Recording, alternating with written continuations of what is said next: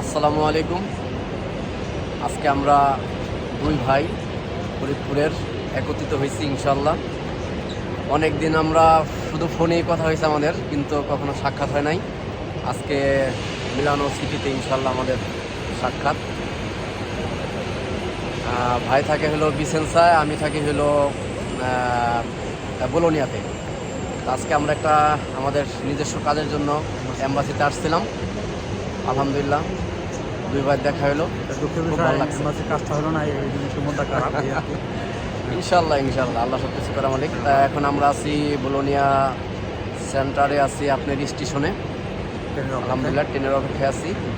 একটু পরে আমরা ট্রেনে এক একজন এক এক জায়গায় চলে যাবো।